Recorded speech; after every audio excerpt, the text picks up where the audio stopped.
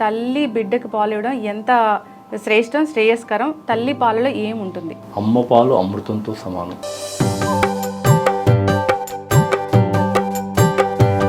దాంట్లో ఏమి ఉంటది కాదు, ఏమి ఉండదు, అన్నీ ఉంటాయి. అసలు అది ఎంత అద్భుతమైన జీవ రసాయన ద్రవం అంటే ఆవులో కూడా సేమ్ ఇదే ఉండేది. ఆ ఇంట్లో కొరుకుతూ ఉంటారు. సో అలాంటప్పుడు పెయిన్ వల్ల, ఆ నొప్పి వల్ల కూడా మిల్క్ అనేది తగ్గుతుంది. బికాజ్ వర్క్ ప్లేస్ లో ఎలాంటి ఎన్విరాన్మెంట్ అనేది ఉండాలి? కొన్ని ప్లేసెస్ లో నా కళ్ళలో నీళ్ళు వస్తాయి, చనుబాలు ఇట్లా కారుతూ ఉంటాయండి. వాష్రూమ్ లోకి వెళ్ళి తల్లి పాలు తాగిన బిడ్డలకి తల్లి ఏదైతే డిసీజుల నుంచి సర్వైవ్ అయిందో ఆ యాంటీబాడీస్ ఉంటాయి, అవి బిడ్డలకు వస్తాయి అని చెప్తూ ఉంటారు. యాంటీబాడీస్, ఇమ్యునోగ్లోబులిన్స్ ఒక 3 నుంచి 6 నెలల్లో వెళ్ళిపోతాయండి. అది ఎందుకు అంటే పిల్లలకి రకరకాల ఇష్యూస్ అనేవి వస్తుంటాయి. జాండీస్ అనేది మనం కామన్ గా చూస్తూ ఉంటాము. పుట్టిన ప్రతి శిశువుకి జాండీస్ వస్తుందండి. 90-95% తల్లిపాలైనా డబ్బా పాలైనా. ఎందుకు అలా జరుగుతుంది అంటే, వెల్కమ్ టు ఐడ్రీ మీడియా. తల్లి పాలు బిడ్డకు అమృతంతో సమానం అని చెప్తూ ఉంటారు. తల్లి బిడ్డకు పాలిస్తే కనుక తల్లికి బిడ్డకి ఆరోగ్యం అని కూడా చెప్తూ ఉంటారు. దీని మీద అవగాహన కార్యక్రమం. ఈరోజు మనతో పాటు ఉన్నారు రెయిన్బో హాస్పిటల్స్ బంజారా హిల్స్ నుంచి డాక్టర్ విజయానంద్ గారు, పీడియాట్రిషియన్. నమస్కారం డాక్టర్ గారు. సో ప్రముఖ senior journalist and family counsellor Priya Chowdary garu, ma'am నమస్తే. So gynaecologist doctor Pratyusha Reddy garu from Banjara Hills rainbow hospitals. Madam నమస్తే అండి. సో డాక్టర్ గారు, ముందుగా సో మీరు మీ దగ్గరికి బేబీని తీసుకొని వస్తే వెంటనే అడుగుతారు, సో తల్లిపాల ఏంటి అమ్మ అని, సో ఫార్ములా మిల్క్ అని, అంటే అంత ఇంపార్టెన్స్ దానికి. సో ఏం చెప్తారు డాక్టర్ గారు, తల్లి బిడ్డకు పాలు ఇవ్వడం ఎంత శ్రేష్టం, శ్రేయస్కరం? తల్లి పాలలో ఏముంటుంది? తల్లి పాలు ఇందాక అన్నారు అమృతం. అమ్మ పాలు అమృతంతో సమానం. అంటే దాంట్లో ఏమి ఉంటది కాదు, ఏమి ఉండదు, అన్నీ ఉంటాయి. అసలు అది ఎంత అద్భుతమైన జీవ రసాయన ద్రవం అంటే బిడ్డ యొక్క అవసరాలకి అనుగుణంగా అనుక్షణం మారుతూ ఉంటుంది. అంటే అది మనం చాలా కనిపెట్టామని, చాలా చేస్తామని ఎంత డాంబికాలు పలికినా నోబడీ కెన్ ఎవర్ రీప్లేస్ తల్లిపాలు. అంటే అంత అద్భుతం. అంటే కేవలం పోషక విలువలే కాదు, కేవలం ఆహారం కాదు, ఆహారానికి మించిన జీవన పునాది ఉంది దాంట్లో. ఎలా అయ్యా అంటే ఇమ్యూనిటీని కలగజేసేటువంటి ప్రోటీన్లు. అసలు first immunization to the baby తల్లిపాలు. మొదట వచ్చేటువంటి ఆ ముర్రు పాలు, కొలెస్ట్రాల్ అంటారు ఇంగ్లీష్లో, దాంట్లో చాలా చిక్కగా ఉంటాయి. సో ఉండేటువంటి అంటే బిడ్డని జీవితాంతం రక్షించేటువంటి రక్షక ప్రోటీన్లు ఉంటాయి. అదే కాకుండా ఒక ముఖ్యమైన విషయం ఏంటంటే, బిడ్డ తన తల్లిని హత్తుకొని పాలిస్తుంటే దాని యొక్క వచ్చే లాభాలు జీవితాంత ఏ విధంగా అంటే, ఆ తల్లి ఆ అనుభూతిని పొందుతూ రకరకాల హార్మోన్ల చర్యల ద్వారా ఆ పాజిటివిటీ, తర్వాత ఆ బాండింగ్, అండ్ ఆ తల్లి అప్పుడే అంటే ప్రసవం అంత తేలికైంది ఏం కాదండి, డాక్టర్ గారు చెప్పొచ్చు. సో పెయిన్తో కూడుకున్నది. సో ఆ ప్రసవ వేదన కూడా మర్చిపోతుంది. సిజేరియన్ సెక్షన్ అంటే ఆ నొప్పి, ఆ ఎండార్ఫిన్స్ ప్రొడ్యూస్ అవుతాయి. ఇది అప్పటికప్పటికి. కానీ తర్వాత జీవితంలో క్యాన్సర్ రాకుండా కూడా తల్లిని కాపాడుతుంది. ఇంకా అలా ఒక్కటేమిటి, రకరకాల లాభాలు తల్లికి, బిడ్డకు, ఇంకా చెప్పాలంటే సమాజానికి. ఖచ్చితంగా డాక్టర్ గారు. సో ఈ మధ్యకాలంలో తల్లులకి టైం లేకను, లేదా బిజీ స్కెడ్యూల్ వల్ల, లేదంటే కొందరు బ్యూటీ కాన్షియస్తోనో ఇలాగా వాళ్ళ అనారోగ్య సమస్యల వల్ల బిడ్డకి పాలు ఇవ్వలేని పరిస్థితి వస్తుంది. అయితే ఫార్ములా మిల్క్ అనేది ఆప్షన్గా తీసుకుంటూ ఉన్నారు. అవి వాటి గురించి ఏం చెప్తారు? అంటే ఇప్పుడు తల్లి కారణమా దీనికి? తల్లి నిజంగా ఇవ్వట్లేదా? తల్లి నిజంగానే బిజీ అయిందా అంటే అది ప్రశ్నించాలి. తల్లి తన బిడ్డకి, అంటే ఏ తల్లి అయినా ప్రపంచంలో, సృష్టిలో తన బిడ్డకి బెస్ట్ చేయాలనుకుంటుంది. She wants to give the best. But if she is not able to do, అంటే చెయ్యలేని పరిస్థితి, నిజంగా ఆమె చాయిస్ ద్వారా చేస్తుందా, ఆ చాయిస్ ఆమె చేయాల్సి వస్తుందా అనేది ఈరోజు సమాజం ప్రశ్నించుకోవాలి. అంటే ఈ రోజుల్లో ఈ ఆధునిక మహిళ ఎందుకు అటువంటి పరిస్థితుల్లో ఉంది? ఆమెకి అందాల్సిన అన్ని సహాయ సహకారాలు అందుతున్నాయా? లేదేమో.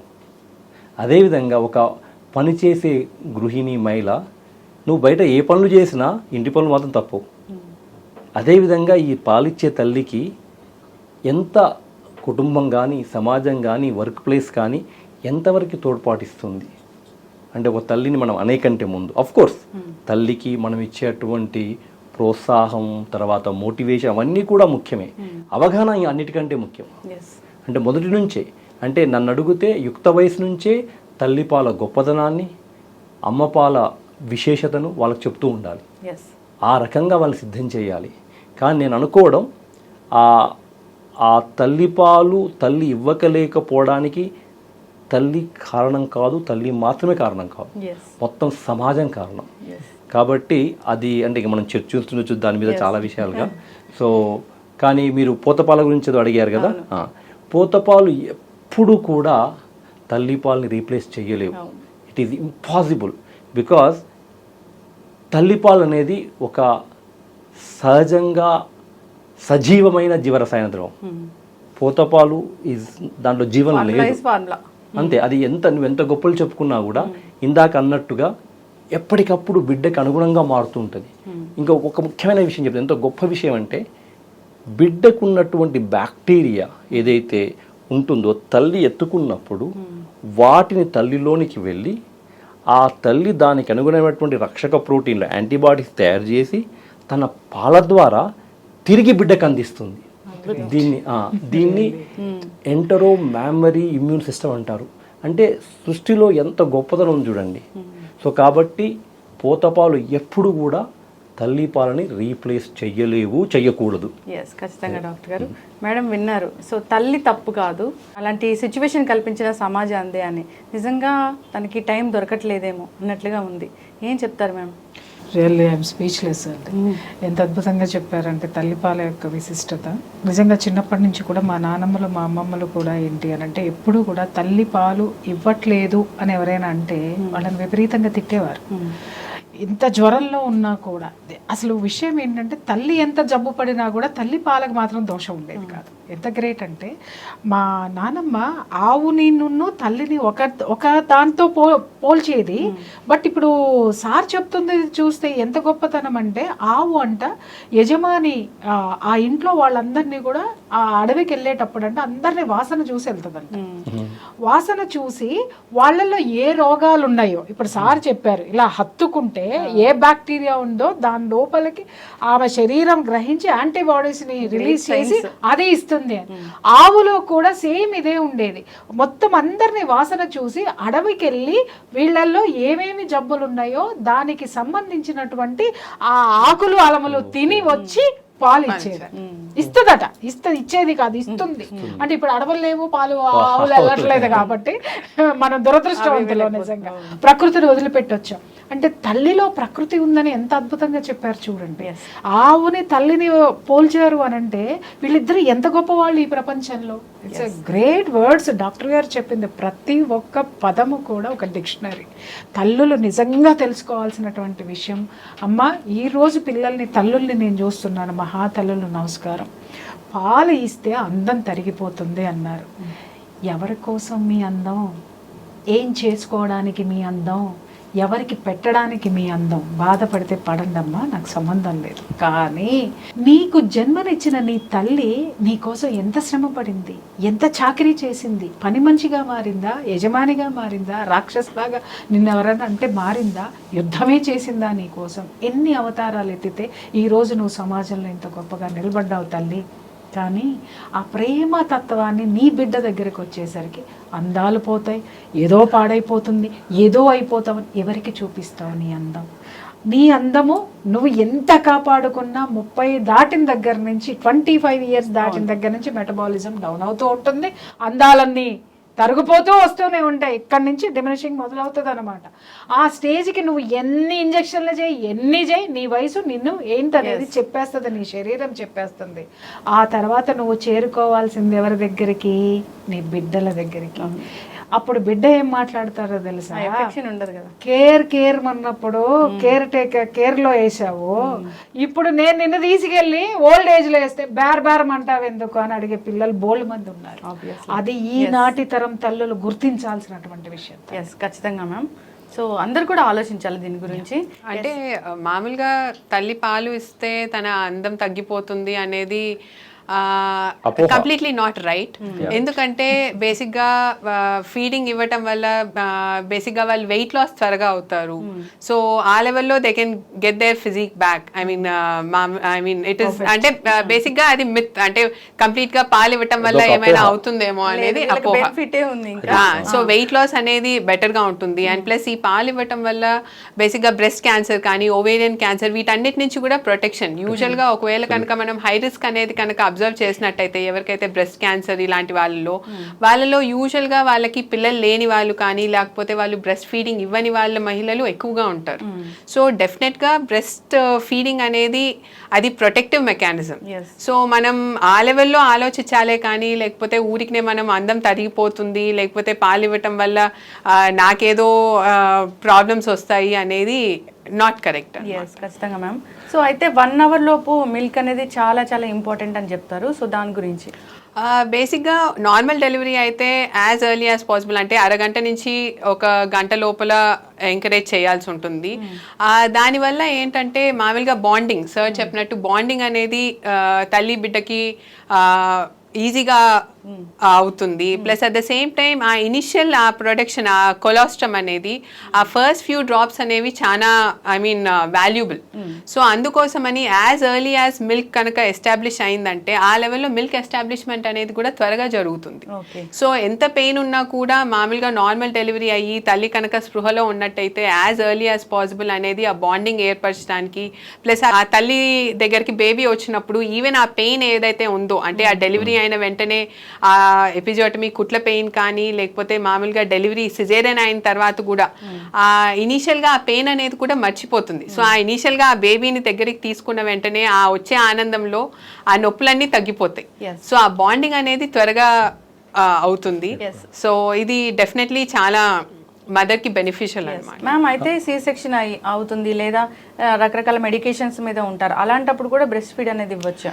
చాలా వరకు ఏవో కాంట్రా ఇండికేషన్స్ ఉంటే తప్పితే సిజేరియన్ అయిన వాళ్ళలో కూడా ఇన్ఫ్యాక్ట్ మదర్ ఆ ఆపరేషన్ థియేటర్ నుంచి బయటకి షిఫ్ట్ అవ్వకముందే వితిన్ 1 hour చాలా వరకు అన్లెస్ ఏమైనా మదర్ స్పృహలో లేక అంటే జనరల్ ఎనెస్థీషియా ఇచ్చి కానీ లేకపోతే కొన్ని ఏమైనా యాంటీసైకాటిక్ మెడికేషన్స్ అలాగేమైనా ఉండి ఒకవేళ ఏమైనా కాంట్రా ఇండికేషన్స్ ఉంటే తప్పితే ఈవెన్ సిజేరియన్ అయిన మహిళల్లో కూడా వితిన్ 1 hour బ్రెస్ట్ ఫీడింగ్ అనేది ఇనిషియేట్ చేస్తే చాలా యూస్ఫుల్. సఫిషియంట్ మిల్క్ అనేది ఎలా తెలుస్తుంది అసలు? సో నేను ఆ ప్రశ్నకి సమాధానం చెప్పే ముందు 1-2 విషయాలు ఇక్కడ. సో అంటే మేడం అన్నారు అంటే అందం తగ్గిపోవడం అనేది అపోహ అండి. అందం ఇంక పెరుగుతుంది. అమ్మ పాలు ఆనందాన్ని కాదు ఆరోగ్యాన్ని ఇస్తుంది, అందాన్ని ఇస్తుంది. అదొక అపోహ. అది ఎందుకు వచ్చింది? మీరు ఒక మాట అన్నారు, హార్మోన్స్ కూడా సెట్ అవుతాయి.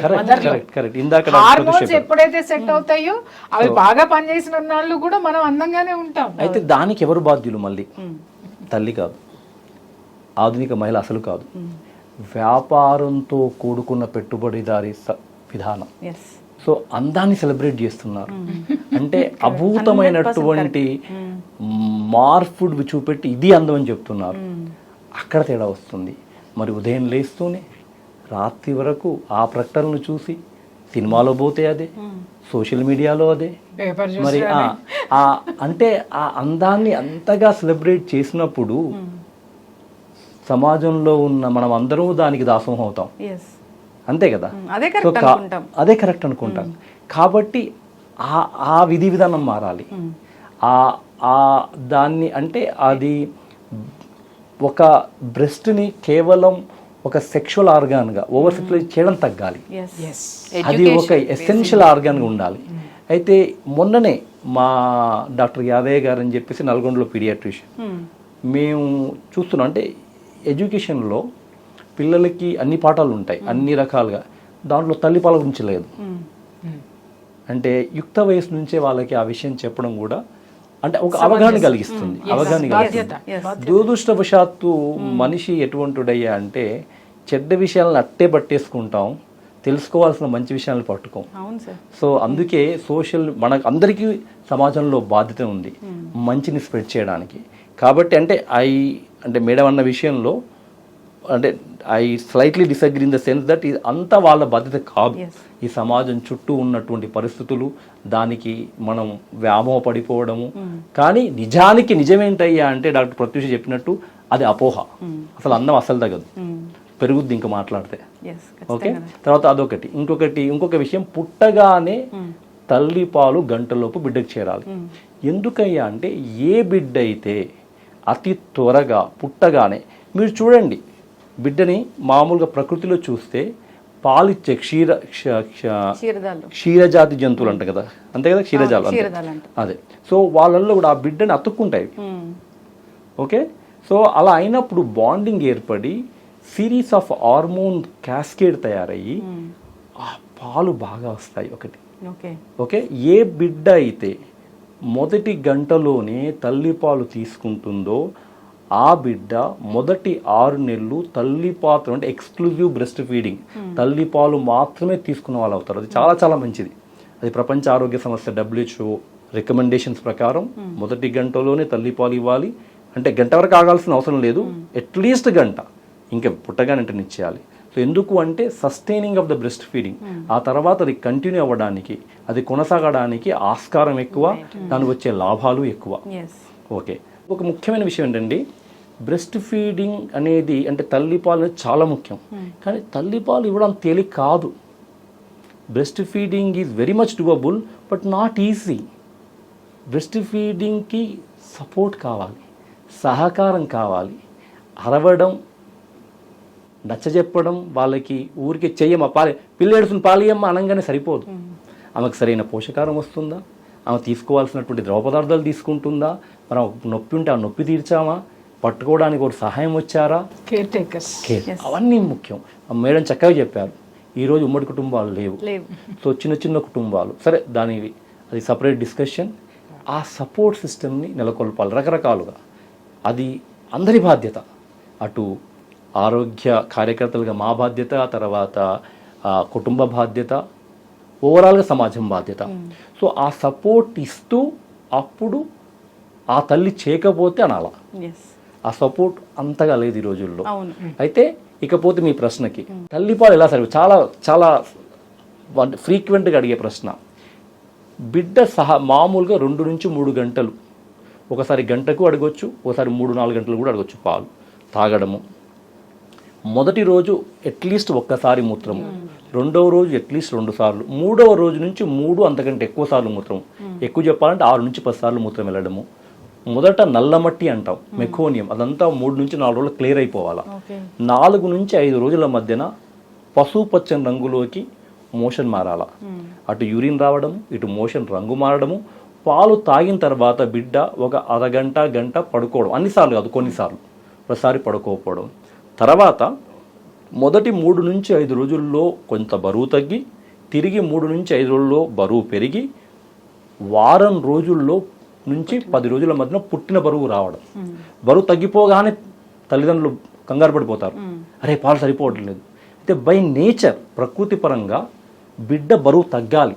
ఎందుకంటే బిడ్డ పుట్టినప్పుడు కొంత వాటర్తో పుడతాడు. సో ఆ క్రమంలో ప్రకృతిలో పాలు చిక్కగా ఉంచి క్వాంటిటీ తక్కువ ఉంటుంది బట్ క్వాలిటీ చాలా బాగుంటుంది ఆ మొదటి 2-3 రోజులు. సో మళ్ళీ ఒకసారి రివైజ్ చేయాలంటే పాలు ఎలా సరిపోతున్నాయంటే, క్రమం తప్పకుండా బిడ్డ పాలు తాగడము, తాగిన తర్వాత గంట సెటిల్గా ఉండడము, యూరిన్కి వెళ్ళడము, మోషను దాని రోజులను బట్టి మారడము. కానీ నెంబర్ ఆఫ్ మోషన్స్ ఇన్ని పోతే సరిపోయింది చెప్పడానికి లేదు.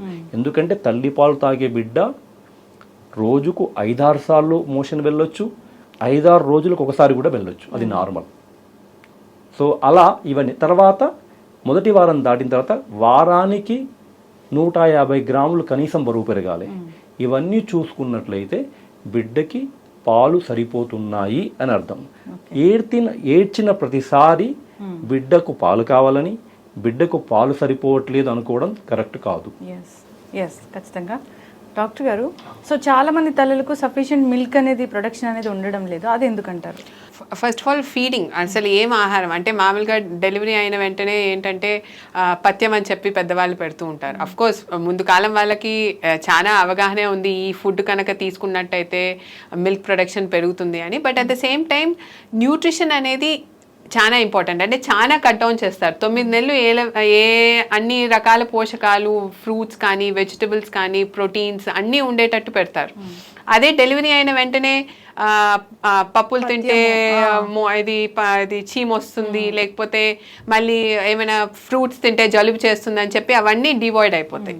సో ఆ న్యూట్రిషన్ అనేది చాలా ఇంపార్టెంట్. ఫస్ట్ ఆఫ్ ఆల్ ఆ న్యూట్రిషన్ కరెక్షన్ అనేది చేయాలి. సో ఎలాగైతే 9 నెలలు తను పోషకాహారం తీసుకునిందో ఈ డెలివరీ అయిన తర్వాత కూడా ఇన్ఫ్యాక్ట్ ఆల్మోస్ట్ తల్లి బాధ్యత అనేది పెరుగుతుంది. క్యాలరీస్ అనేవి ఇంకా బర్న్ అవుతాయి, ఎందుకంటే ఫీడింగ్ అనేది పెద్ద ప్రాసెస్. సో దానికి మామూలుగా కంటే కూడా క్యాలరీస్ రిక్వైర్మెంట్ అనేది ఎక్కువ ఉంటుంది. సో తల్లికి పోషకాహారం అనేది చాలా ఎక్కువగా కావాల్సి ఉంటుంది. సో అవి ఫ్రూట్స్ కానీ వెజిటబుల్స్ కానీ ప్రోటీన్ మిగతా అన్ని మామూలుగా పాలు, పెరుగు ప్లస్ నాన్ వెజ్ కూడా తీసుకోవచ్చు. ఏదైనా నాన్ వెజ్ తింటే జాండిస్ వస్తుంది, లేకపోతే మామూలుగా ఇంకేమైనా ఇన్ఫెక్షన్స్ వస్తాయి, లేకపోతే ఒకవేళ కనుక రిఫ్లెక్ట్ అవుతుంది, ఐ మీన్ తుమ్ములు జ్వరాలు వచ్చేస్తాయి అని చెప్పి చాలా వరకు అనేది కూడా మళ్ళీ ఇంకొక అపోహ. సో ఆ న్యూట్రిషన్ రిక్వైర్మెంట్ అనేది చాలా ఇంపార్టెంట్. ప్లస్ స్ట్రెస్, మామూలుగా అదే మళ్ళీ పాలు సరిపోతున్నాయో లేదో అని చెప్పి మామూలుగా ప్రతిసారి తల్లి మీద ఒత్తిడి చేయటం. సో ఆ స్ట్రెస్ వల్ల కూడా, స్ట్రెస్ ఉన్నట్టయితే కూడా వచ్చే పాలు కూడా తగ్గిపోతాయి. మనం అట్లీస్ట్ డెలివరీ అయిన తర్వాత మిల్క్ ఎస్టాబ్లిష్మెంట్ అవ్వడానికి 24 గంటల నుంచి 48 గంటలు పట్టొచ్చు. ఒక్కొక్కసారి ఇది ఎస్టాబ్లిష్ అయ్యి మెయింటైన్ అవ్వడానికి 1 వారం కూడా పట్టొచ్చు. ఈ వారం లోపల తల్లి బిడ్డ ఇద్దరికి అడ్జస్ట్మెంట్ అనేది, బాండింగ్ అనేది, లేకపోతే వాళ్ళకి లాచింగ్ అంటే మామూలుగా తల్లి దగ్గర పాలు ఎలా తీసుకోవాలి అనేది కూడా బిడ్డ నేర్చుకోవాలి. Plus at the same time తల్లికి కూడా ఏ పొజిషన్లో పెడితే బెటర్గా పాలు ఇవ్వగలుగుతుంది తను. ఎందుకంటే మామూలుగా డెలివరీ అయిన తర్వాత నొప్పులు అనేవి ఎక్కువగా ఉంటాయి, రెస్ట్ అనేది సరిగ్గా ఉండదు. సో తను ఒకవేళ కనుక మొదటిసారి కనుక డెలివరీ అయినట్టయితే తనకు కూడా అవగాహన అనేది ఉండదు. సో డెలివరీ అయినప్పుడు మామూలుగా ఇనిషియల్గా సిస్టర్స్ అనేవి హెల్ప్ తీసుకొని, తర్వాత డెలివరీ అయిన తర్వాత ఇంటికి వెళ్ళిన తర్వాత పెద్దవాళ్ళు కానీ, లేకపోతే ఐ మీన్ ఒకవేళ న్యూక్లియర్ ఫ్యామిలీస్ అయితే హస్బెండ్ సపోర్ట్ తీసుకొని అది ఆ మిల్క్ ఎస్టాబ్లిష్మెంట్ అనేది అయినట్టయితే అలాంటప్పుడు పాలు అనేవి ఎస్టాబ్లిష్ అయిపోతాయి. సో యూజువల్గా ఫీడింగ్ ప్రాబ్లమ్స్ అనేవి రావు. అలాగే ఫీడింగ్ పొజిషన్ చాలా ఇంపార్టెంట్. ఒక్కొక్కసారి డెలివరీ అయిన వెంటనే ఏ లెవెల్ ఎలాగ కూర్చొని ఇవ్వాలి అనేది లేకపోవటం వల్ల, లేకపోతే బేబీ సరిగా పొజిషన్ లేకపోవటం వల్ల ఒక్కొక్కసారి పిల్లలు కొరుకుతూ ఉంటారు. సో అలాంటప్పుడు పెయిన్ వల్ల, ఆ నొప్పి వల్ల కూడా మిల్క్ అనేది తగ్గుతుంది. బికాజ్ అబ్బా ఇప్పుడు ఇది ఒక ఏంటంటే తల్లికి ఇప్పుడు ఫీడింగ్ ఇవ్వాలన్న ప్రతిసారి ఆ నొప్పి గుర్తుకొచ్చి భయం వేస్తుంది. సో దానివల్ల కూడా అది కనుక తన బ్రెయిన్లో కనుక ఉన్నట్టయితే అలాంటప్పుడు కూడా మామూలుగా తల్లి చాలా భయానికి గురయ్యి దానివల్ల కూడా పాలు అనేవి తక్కువ అవుతాయి. సో ఇవన్నీ కూడా ఎక్కడ ప్రాబ్లం వస్తుంది అండ్ ఫ్యామిలీ సపోర్ట్ అనేది చాలా ఇంపార్టెంట్. వర్క్ ప్లేస్ లో కూడా ఈ బ్రెస్ట్ ఫీడింగ్ మదర్స్ కి స్పెషల్ గా సో ఓపీడీ ఈవెన్ తను ఒకవేళ డాక్టర్ దగ్గరకు వచ్చి చూపించుకోవటానికి వచ్చినప్పుడు కూడా ఫీడింగ్ రూమ్స్ అనేవి ఉన్నాయి. సో ఆ మధ్యలో ఒకవేళ తను డాక్టర్ని కన్సల్ట్ చేసేటప్పుడు ఒకవేళ లేట్ అయినట్టు ఉండి ఒకవేళ తల్లి బిడ్డకి కనుక పాలు ఇవ్వడానికి టైం అయినట్టయితే ఆ ఫీడింగ్ రూమ్కి పంపిస్తాం, సో దట్ వాళ్ళు ఫీడ్ ఇచ్చి రావచ్చు అని చెప్పి. సో ఇవన్నీ కొంచెం కల్పించినట్టయితే మిల్క్ ఎస్టాబ్లిష్మెంట్ అనేది జరిగిన తర్వాత పెద్ద ప్రాబ్లం ఉండదు. కానీ ఆ ఇనీషియల్ ఆ 1 వీక్ అనేది మాత్రం డెఫినెట్గా with every one support only it is possible. So work place కానీ సో ఎట్లయినా 6 మంత్స్ వరకు వెళ్ళకూడదని చెప్తూ ఉంటారు. సో 3 మంత్స్ లోపు వెళ్ళాల్సి వచ్చిన పరిస్థితి వచ్చింది అనుకోండి, సో ఎలాంటి జాగ్రత్తలు తీసుకోవాలి? అంతేకాదు వర్క్ ప్లేస్లో ఎలాంటి ఎన్విరాన్మెంట్ అనేది ఉండాలి? ఇప్పుడు కొన్ని రూల్స్ ఉన్నాయమ్మా. ఇప్పుడు ఎవరు ఎంత చెప్పినా ఎంత చేసినా మెటర్నిటీ లీవ్ అనేది ఒకటి ఉంటుంది. అదేంటి, ఖచ్చితంగా 3 నెలలు ఆఫీసు సెలవులు ఇవ్వాల్సిందే. ఆ 3 మంత్స్ కూడా ఫుల్ సాలరీ ఇవ్వాల్సిందే. 3 months తర్వాత 6 months లోపు మీరు హాలిడే లీవ్ కనుక పెట్టుకుంటే 50% శాలరీ ఖచ్చితంగా మీకు ఇవ్వాలి. ఎందుకంటే ఈ 3 months అనేది ఖచ్చితంగా తల్లికి ఇచ్చేటటువంటి గౌరవం, మాతృత్వానికి ఇచ్చేటటువంటి గౌరవము, సామాజిక బాధ్యత కూడా ఈ సంస్థల మీద ఉంటుంది, ఉండాలి. ఇది మెయిన్. ఇంకొకటి ఏంటంటే ఆ తర్వాత కూడా మీరు తీసుకుని ఉన్నట్టయితే సంస్థకి కూడా మీ యొక్క లేని లోటు ఇంకొకళ్ళని పెట్టుకొని చేసుకోవాల్సి వస్తుంది. కాబట్టి వాళ్ళకి లాస్ రావద్దు, అలాగే మీరు కూడా నష్టపోవద్దు అని చెప్పేసి దాన్ని ఏంటి 50-50 అనేది చేయటం జరిగింది.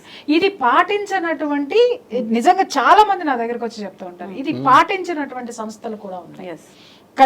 బాలింతరాలంటే ఎప్పుడు వస్తున్నారు, ఏంటి, ఇదేంటి, అదేంటి అని టార్గెట్లు పెట్టి వాళ్ళని టార్చర్ పెడితే నిజంగా డాక్టర్ గారు కొన్ని ప్లేసెస్ లో కాదు, కొన్ని ప్లేసెస్ లో నా కళ్ళల్లో నీళ్ళు వస్తాయి, చనుబాలు ఇట్లా కారుతూ ఉంటాయండి. వాళ్ళు లోపలికి వెళ్ళి వాష్రూమ్ లోకి వెళ్ళి కర్చీపులు పెట్టుకొని వస్తూ కళ్ళల్లో నీళ్లు బోరు ఏడుస్తారు. వాష్రూమ్కి వెళ్ళిపోయి ఆ పాల ధార కారిపోతూ ఉంటే ఇంట్లో బిడ్డ గుర్తొచ్చి ఆ బిడ్డకి ఇవ్వలేనటువంటి పాలు మొత్తం ధారగా కారిపోతూ, అలాగే అంతసేపు వీళ్ళు దాన్ని హోల్డ్ చేసి పట్టుకోవడం కూడా ఎంత కష్టం వచ్చి నిజంగా నానా తంటాలు. ఇవాళ మనం అనుకుంటున్నాము, ఇందాక డాక్టర్ గారు చాలా మంచి మాట చెప్పారు, సామాజిక బాధ్యత ఉంది. ఒక తల్లి తన యొక్క మాతృత్వాన్ని బిడ్డకి పంచిపెట్టడంలో కుటుంబ బాధ్యతతో పాటు సామాజిక బాధ్యత కూడా ఉందంటే, సమాజం అంటే ఎవరు లేరమ్మా, నువ్వు వర్క్ చేసే ప్లేస్, నీ చుట్టూ ఉన్నటువంటి 10 మంది, ఇదే సమాజం. ఎక్కడ ఉన్న ప్రైమ్ మినిస్టర్, ఎక్కడ ఉన్న సీఎంలు కాదు సమాజం అంటే, లేకపోతే ఎక్కడో ఉన్న వాళ్ళు కాదు. అలాగే నువ్వు వెళ్ళేటటువంటి డాక్టర్స్, వీళ్ళే సొసైటీ. ఈ సొసైటీ కూడా సహకరించాల్సినటువంటి అవసరం ఉంది. ఒక మాతృమూర్తికి వీళ్ళందరూ సహకరిస్తే ఎలా సహకరించాలి, కుటుంబం ఎలా సహకరించాలి, ప్రెజర్స్ పెట్టద్దు. ఎలాంటి ప్రెజర్స్ ఉంటాయంటే బాలింతరాలని కూడా పనులు చేయాలి కొన్ని కుటుంబాల్లో. లేదు ఇంకా నువ్వెప్పుడు ఉద్యోగానికి వెళ్తావు వెనక నుంచి ఒక శంటుడు. అంటే ఇవాళ ఇందాక ఆయన అన్నారు, మనము ఎంత సంపాదన అనేటటువంటిది వాళ్ళ సమాజం మనల్ని ఊరిస్తుంది, దానికి మనం అట్రాక్ట్ అవుతున్నాం. ఫస్ట్ మనకి సెల్ఫ్ కంట్రోల్ అవసరం ఉంది ప్రతి ఒక్క దాంట్లో. చూడు తల్లి, ఎవడు ఎన్ని ఆస్తులు సంపాదించాడనే వాడు గొప్పవాడు కాదు, ఎవడికి ఎంత తక్కువ డబ్బు అవసరమైందో వాడు గొప్పవాడు, వాడు ధనవంతుడు ఈరోజు, వాడు గ్రేట్. అది ఎప్పుడైతే ఆ సూక్ష్మం నువ్వు గమనిస్తావో, గ్రహిస్తావో, ఆ రోజున నీ చుట్టూ అన్నీ ఉన్నట్టే. ఎవడి స్వార్థం వాడిది ఈ సమాజంలో. సో కుటుంబం యొక్క స్వార్థం, కుటుంబ వ్యక్తుల్లో ఉన్నటువంటి కుటుంబ సభ్యుల స్వార్థాలు వాళ్ళకుంటే, అత్తగారి స్వార్థం అత్తగారికి ఉంటుంది, లేకపోతే తల్లిదండ్రుల స్వార్థం తల్లిదండ్రులకు ఉంటుంది, భర్త స్వార్థం భర్తకు ఉంటుంది, ప్రతి ఒక్కళ్ళది ఉంటుంది. కానీ నిన్ను నువ్వెప్పుడు కాపాడుకుంటూ ఉండాల్సిందే. నీ బాధ్యత ఎప్పటికప్పుడు నువ్వు ఆ బాధ్యతను నిర్వర్తించుకుంటూ దాన్ని నువ్వు ముందుకెళ్లాల్సిందే. ఇవాళ ఎంత స్ట్రెస్లోకి కూడుకుపోతుందంటే, ఇంటి దగ్గర పని చేయకపోతే, లేకపోతే ఇంట్లో వాళ్ళకి నచ్చినట్టు చేయకపోతే, ఇక్కడ ఇంకొకటి ఏంటంటే జెండర్ డిస్క్రిమినేషన్స్ ఉంటాయి. మగపిల్లాని కంటే ఒక ఎత్తు, ఆడపిల్లని కంటే ఒక ఎత్తు. ఇంకొకటి అలాగే కొంతమంది పేరెంట్స్ ఏం చేస్తారంటే, పిల్లలు పుట్టంగానే వాళ్ళ దీంట్లో తీసేసుకుంటారు. ఆ తల్లి పాలు మాత్రమే ఇచ్చి వెళ్ళిపోవాలి అనేటటువంటి కుటుంబాలు కూడా ఆ తల్లికి ఉన్న స్ట్రెస్ ఎంత ఫీల్ అవుతారు అని అంటే, వీళ్ళు మాత్రమే చూసుకుంటారు. అంటే ఎందుకు తెచ్చుకున్నావు నువ్వు? ఆయాన్ని తెచ్చుకున్నావా, సరోగసి మదర్ని తెచ్చుకున్నావా, నీ ఇంటికి కోడల్ని తెచ్చుకున్నావా? ఈ బిడ్డను ఒళ్ళో పెట్టుకున్న అత్తగారిని కూడా క్వశ్చన్ చేయాలి. ఏంటంటే నువ్వు ఒకప్పుడు కోడలువే, నువ్వు ఇంటికి ఎలా వచ్చావు, ఇంత గౌరవాన్ని నువ్వు ఎలా తెచ్చుకున్నావు, మరి నీ కోడలకు అక్కర్లేదా? నీ తర్వాత నీ కొడుకుని, నీ సంసారాన్ని, నీ వంశాన్ని చూసేటటువంటి కోడలికి నువ్వు ఇవ్వాల్సినటువంటి అవసరం లేదా? తర్వాత వర్క్ ప్లేసులకు వచ్చేసరికి కొంతమంది నిజంగా చెప్తున్నా, సాడిస్ట్లు అనాలా వాళ్ళని, బాసుల్ని, ఇంకొకటి అనాలో కూడా అర్థం కాదు. ఏంటండి వస్తున్నారా, రావట్లేదా? లేకపోతే ఏంటండి మీరు ఈ టార్గెట్ కంప్లీట్ కాలేదు, మీరు వస్తున్నారా రారా, మీరు రాకపోతే చెప్పండి, మేము ఇంకొకళ్ళని తీసేసుకుంటాం. నువ్వు తీసుకో బాస్. ఒక్క 3 నెలలు నువ్వు ఒక జీతం ఇస్తే చచ్చిపోతావా? పోనీ మొత్తం జీతం ఇవ్వలేవు, సగం జీతం ఇవ్వు. సరేనమ్మా, నీ ప్లేస్లో ఇంకొకళ్ళని పెట్టుకుంటున్నాను, నువ్వేం కాదు, నువ్వు తగినంత రెస్ట్ తీసుకో. నేను ఇంకొకళ్ళని పెట్టుకుంటున్నాను, లేదా ఈ 3 నెలలు రెస్ట్ తీసుకొని రా, నేను ఇంకొకళ్ళని పెట్టుకుంటున్నాను, నీకు జీతం ఇవ్వలేదు, వచ్చిన తర్వాత నేను జీతం ఇస్తాను అని ఏ ఒక్కళ్ళైనా సామాజిక బాధ్యతతో ముందుకొచ్చారు. నా డబ్బులు నేనెందుకు ఇవ్వాలి అని వీడు ఫీల్ అవుతాడు, నా పెత్తనం నేనెందుకు వదులుకోవాలని అత్తగారింట్లో ఫీల్ అవుతాడు. భర్త వచ్చేసి నువ్వు మాత్రమే పిల్లలు అంటున్నావు, ఊళ్ళో అందరూ కనట్లేదు, నువ్వు అన్ని పనులు చేయాల్సిందే అని భర్త మాట్లాడతాడు. ఎంత క్రష్ ఆ మాతృమూర్తిలో ఉంటుందనేది ఈ సభ్య సమాజం తెలుసుకోవాల్సినటువంటి అవసరం. ఇంతమంది సార్ చెప్పినట్టుగా, డాక్టర్ గారు చెప్పినట్టు ఇంతమంది కలిస్తేనే ఒక మంచి శిశువు, ఒక మాతృత్వము, తల్లి బిడ్డల మధ్య ఉన్నటువంటి బంధం నిలబడుతుంది. వాటిని తెలుసుకోవాల్సినటువంటి అవసరం చాలా ఉందమ్మా. ఎస్, ఖచ్చితంగా మ్యామ్. ఎస్ డాక్టర్ గారు, డెలివరీ తర్వాత ఎలాంటి జాగ్రత్తలు అనేవి ఖచ్చితంగా అవసరం? అంటే 3 months రెస్ట్ అనేది ఖచ్చితంగా కావాల్సిందేనా? సో రెస్ట్ తీసుకోకపోతే ఎలాంటి కాంప్లికేషన్స్ వస్తాయి? మామూలుగా ఈ 9 నెలలే కాకుండా డెలివరీ అయిపోయిన తర్వాత 6 వారాలు మెయిన్గా, అంటే ఇన్వల్యూషన్ పీరియడ్ అన్నా లేకపోతే ప్యూపెరన్ అంటాము. సో ఈ 6 వారాలు అనేది కూడా ఎలాగైతే 9 నెలలు తను జాగ్రత్తగా చూసుకున్నారో, లేకపోతే తనకి ఎలాంటి సపోర్ట్ ఫ్యామిలీ మెంబర్స్ ఇచ్చారో, ఈ నెక్స్ట్ 1.5-2 months అనేవి కూడా తల్లికి ఎంతో ముఖ్యం. అంటే ఈ 6 వారాల్లో తను మామూలుగా ఈ చేంజెస్ ఏవైతే అవుతాయో, అది హార్మోన్స్ పరంగా కానీ లేకపోతే మామూలుగా తన శరీరంలో మార్పులు కానీ, ఇవన్నీ ఈ 6 వారాలు అనేది, ఈ ప్యూపరల్ పీరియడ్ అనేది మామూలుగా తల్లి తను ప్రీ ప్రెగ్నెన్సీ స్టేట్కి వస్తుంది. అంటే తన బాడీలో ఉన్న హార్మోన్స్ అన్నీ నార్మల్కి రావడానికి, లేకపోతే తన ఫిజియోలాజికల్ చేంజెస్ ప్రెగ్నెన్సీలో ఏవైతే అవుతాయో ఇవన్నీ రివర్స్ అవ్వటానికి ఒక 6 వారాలు టైం పడుతుంది. ప్లస్ ఈ మెయిన్గా ఆ 2-3 నెలలు ఎందుకు ఇంపార్టెంట్ అంటే, బేసిక్గా బిడ్డ పుట్టిన తర్వాత తల్లికి రెస్ట్ అనేది ఉండదు. అంటే మామూలుగా ప్రతి 2-3 గంటలకి పాలు ఇవ్వాల్సి వస్తుంది. ఆ బిడ్డ ఎందుకు ఏడుస్తున్నారో తెలియదు. ఆ మొత్తం ఆ బాధ్యత అనేది ఆ తల్లి మీద పడుతుంది. కాబట్టి ఆ రాత్రి పూట కూడా కొంతమంది పుట్టిన బిడ్డలు పొద్దునంతా యాక్టివ్గా ఉంటారు, రాత్రి పూట బాగానే పడుకుంటారు. కానీ కొంతమంది పొద్దునంతా నిద్రపోతూ ఉంటారు, రాత్రి పూట మేల్కుంటారు. సో అలాంటప్పుడు ప్రతి 2-3 గంటలకి పాలు తాగుతూనే ఉంటారు, ప్లస్ వాళ్ళు యాక్టివ్గా ఉంటారు. అలాంటప్పుడు ఎవరు మేల్కున్నా మేల్కోకపోయినా తల్లి మీద అయితే బాధ్యత ఎక్కువ పడుతుంది. సో ఆ రెస్ట్ అనేది ఉండదు. ప్లస్ ఈ హార్మోన్ చేంజెస్ వల్ల వాళ్ళకి ఈ పోస్ట్ పార్టమ్ బ్లూస్ అనేవి కూడా మనం ఎక్కువగా వింటూ ఉంటాం. అంటే ఎక్కువగా వాళ్ళు మానసిక ఒత్తిడికి లోనవుతూ ఉంటారు. సో దాని నుంచి రికవర్ అవ్వటానికి, ప్లస్ ఈ నొప్పులు, అది సిజేరియన్ నొప్పి కావచ్చు లేకపోతే నార్మల్ డెలివరీ నొప్పులు కావచ్చు, ఈ నొప్పుల నుంచి రికవర్ అవ్వటానికి అండ్ ఈ న్యూట్రిషనల్ రిక్వైర్మెంట్స్ అనేవి కూడా ఎక్కువగా ఉంటాయి. కాబట్టి దాని గురించి వాళ్ళు ఎక్కువగా ఆ సప్లిమెంట్స్ అనేవి తీసుకోవాలి. సో ఇవన్నిటి మీద కూడా తను దృష్టి పెట్టాల్సి ఉంటుంది. సో నెక్స్ట్ ఆ 6 weeks to 8 weeks అనేవి కూడా తనకి చాలా ఇంపార్టెంట్.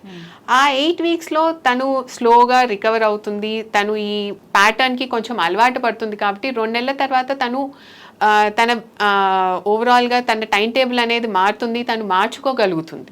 సో ఆ నెక్స్ట్ 2 months బరువులు ఎత్తే పని కానీ, లేకపోతే ఎందుకంటే మనము ఆ గర్భసంచికి కూడా కొంచెం టైం ఇవ్వాలి కొంచెం రికవర్ అవ్వటానికి. సో ఈ బ్లీడింగ్ అనేది అవుతూ ఉంటుంది. మామూలుగా మనము లోకే అంటాం, లేకపోతే మామూలుగా డెలివరీ అయిన తర్వాత బ్లడ్ లాస్ అనేది ఏదవుతుందో అది కూడా 6 వారాల నుంచి 8 వారాల వరకు అవ్వచ్చు. సో ఒక్కొక్కసారి అది పెద్దగా ఉండకపోవచ్చు, కానీ ఓవరాల్గా అది కూడా కొంచెం తను అడ్జస్ట్ అవ్వాలి. సో ఇవన్నీ తన శరీరంలో ఉన్న మార్పులన్నీ తను దానికి అలవాటు పడి దాని నుంచి బయటికి రావటానికి కొంచెం టైం ఇవ్వాలి తను. సో ఆ 2-3 నెలల టైం అనేది తను రికవర్ అవ్వటానికి టైం పడుతుంది. సో ఏదైనా ఆ 6 వారాల నుంచి 8 వారాలు కొంచెం రెస్ట్ అనేది చాలా ఇంపార్టెంట్. ఆ 6 వారాల నుంచి 8 వారాల తర్వాతే తను ఒకవేళ ఏమైనా తను ఎక్కువగా, అంటే మామూలుగా కొంతమంది అంటారు నేను ఎక్సర్సైజెస్ స్టార్ట్ చేసుకోవచ్చా, లేకపోతే జిమ్ జాయిన్ అవ్వచ్చా, లేకపోతే మళ్ళీ నేను నా బాడీని మళ్ళీ నేను షేప్లోకి తెచ్చుకోగలుగుతానా. సో ఓవరాల్గా తను కంప్లీట్గా పడుకొనే ఉండక్కర్లేదు. అంటే తను చిన్న చిన్న పనులన్నీ చేసుకోవచ్చు, కానీ in terms of adequate activity కానీ, లేకపోతే ఫిజికల్ యాక్టివిటీ, ఎక్సర్సైజెస్, ఇవన్నీ 2 నెలల వరకు తన బాడీని కొంచెం రికవర్ అవ్వడానికి టైం ఇచ్చి 2 నెలల తర్వాతే చేసుకోమని చెప్తాం. ఎస్, ఖచ్చితంగా డాక్టర్ గారు. ఇప్పుడు వర్కింగ్ ఉమెన్ గురించి చెప్పారు మేడం చక్కగా. అంటే పనిచేసే మహిళకి తల్లిపాలు ఇవ్వడానికి అన్ని రకాలుగా మనం ఆ ఏర్పాట్లని, తోడ్పాటుని కలిగిస్తున్నామంటే లేదు. సో అయితే ఇక్కడ ఒక గమనించాలి, ఎవరు వర్కింగ్ ఉమెన్ అంటే ఎవరు? అసలు is there a women who doesn't work? No, everybody works, every women works. ఇంట్లో పని చేసే గృహిణి పని చేస్తుంది, డబ్బులు సంపాదించడానికి బయటికి పోకపోవచ్చు, చాలా పని ఉంటుంది. And when you are talking about a working women, there are 2 sectors. Organised sector, ఎక్కడ మేడం అన్నారు 3 నెలలు, అనార్గనైజ్డ్లో 80% మహిళలు పనిచేసేది అనార్గనైజ్డ్ సెక్టర్. కూలీ, నాలి, కూరగాయలు షాపులు నడుపుతారు. మీరు గమనించండి, అక్కడే మనకు ఉదాహరణలు ఉన్నాయి. వెన్ యూ లుక్ ఎట్ అంటే మీరు ఎప్పుడైతే అనార్గనైజ్డ్ సెక్టర్లో పనిచేస్తున్న మహిళలను చూస్తే వాళ్ళు బ్రెస్ట్ ఫీడింగ్ ఎక్కువ చేస్తారు. చూసారా, కిరాణా షాపులో పోయి బిడ్డకి పాలు ఇచ్చి వచ్చి మళ్ళీ ఆమె షాప్ నడుపుతుంది. కూరగాయలు చేసే అమ్మాయి పాలిస్తూ కూరగాయలు అమ్ముతుంది.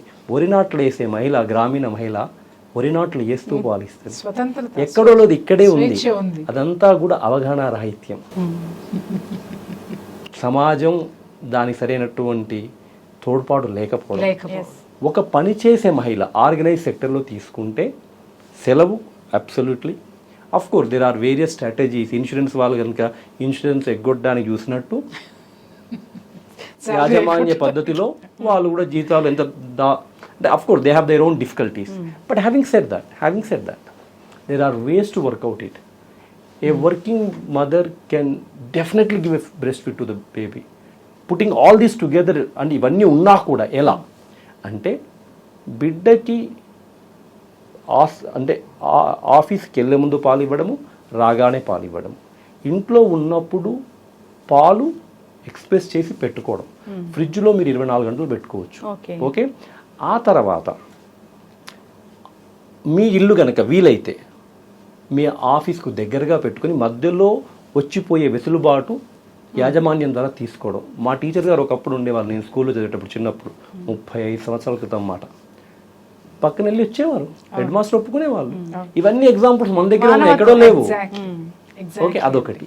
తర్వాత బిడ్డని ఆఫీస్ తీసుకెళ్లేవాళ్ళు.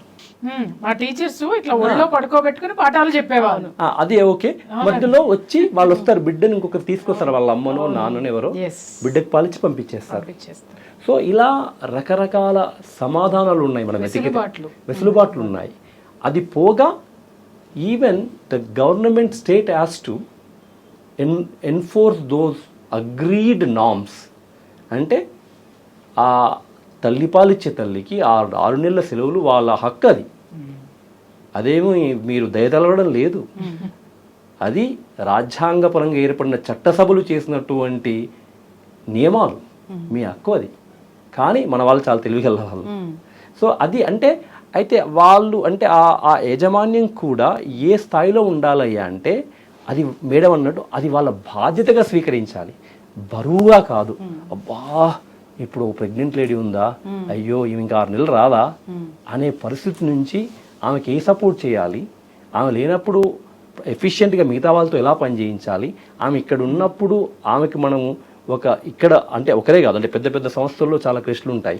అక్కడ వాళ్ళకి చిన్న అంటే చాలా మదర్స్ ఉంటారు, వాళ్ళకి మనం క్రెష్ పెట్టామా, వాళ్ళకి డిఫరెంట్ షిఫ్ట్స్ ఇస్తున్నామా, అలా రకరకాలుగా చేయొచ్చు. రకరకాలుగా మనసుంటే మార్గం ఉంటుంది. సో ఇవన్నీ కూడా అందుకే అటువైపు అదే అంటారు, ఎప్పుడు వర్కింగ్ ఉమెన్ అంటే అదే అంటాను. ఎవరు వర్కింగ్ ఉమెన్? ప్రతి ఉమెన్ వర్కింగే, పనిచేయని మహిళలు వినేలేదు ప్రపంచంలో. సో అనార్గనైజ్ సెక్టర్లో ఉన్న చాలా ఎగ్జాంపుల్స్ని బట్ అన్ఫార్చునేట్లీ అనార్గనైజ్ సెక్టర్లో వాళ్ళకి ప్రత్యామ్నాయం కూడా లేకపోవడం ఒక కారణం. వాళ్ళకి ఆ డబ్బా పాలన ఆలోచన రాదు ఊర్లో. ఇప్పుడు వస్తుంది దురదృష్టవశాత్తు, అదే వేరే విషయం. అది అగైన్ కమర్షియల్, అదే అంతే కదా. నాకు ప్రత్యామ్నాయం ఉంటేనే కదా, నాకు ఆల్టర్నేటివ్ ఉన్నప్పుడే నేను అదే ఆలోచన లేదు నాకు. ఇంకేం తల్లి బిడ్డ పాలు ఇవ్వాలి అంతే అలా. సో ఇంకోటి వెట్ నర్సింగ్ అని ఉంటుంది, మీరు విని ఉంటారు. అంటే ఒక చిన్న గ్రూప్ ఆఫ్ కమ్యూనిటీలో కానీ ఇక్కడ మొదటి కొద్ది రోజులు తల్లి పాలపోతే ఇంకో పాలిచ్చే తల్లి పాలిస్తుంది. ఈ తల్లికి ఏమైనా సిక్ అయితే ఆ తల్లి పాలిస్తుంది. అంటే మనం ఎన్నో ఉదాహరణలు మనలోనే ఇంతకుముందు ఉన్నాయి. మనం నేర్చుకున్న సోకాల్డ్ నాగరికతలో, అవును మేడం, సోకాల్డ్ మోడర్నైజేషన్ లో, సోకాల్డ్ ఎవరి బిడ్డకి వాళ్ళకే తీరికలేదు ఇప్పుడు. అప్పుడు వెనకటికి సార్ చెప్పినట్టు ఒక తల్లికి జబ్బు చేస్తే ఇంకొక పాలు ఇచ్చేటటువంటి తల్లులు ఆ బిడ్డకు పాలు ఇచ్చే. అంటే డాక్టర్ ఏజ్ అనేది మరి ఉండదా? అంటే ఇన్ఫాంట్స్ ఉంటారు చాలా, అంటే ఓకే దాని లిమిటేషన్స్ ఉంటాయి. బట్ నేనేం చెప్తుంటే I'm just giving an example for that it is possible, sharing to some extent there are. So అంటే ఇప్పుడు డబ్బా పాలు ఇవ్వడం కంటే ఇంకో తల్లి పాలు మచ్ బెటర్. ఆవు పాలు ఆవు బిడ్డకి. అంటే ఇక్కడ తల్లి పాలు ఇవ్వడం, ఇంకొక తల్లి పాలు ఇవ్వడంలో ఏంటంటే 4 సార్లు నువ్వు ఇచ్చే పాలు 2 సార్లు కుదించినట్టు అవుతుంది. 2 సార్లు బట్ ఆ తల్లి పాలు ఇచ్చి వెళ్ళేది పొద్దున సాయంత్రం. 2 సార్లు అయితే ఈ డబ్బా పాలు తగ్గింది but it is a temporary alternative arrangement అంతే.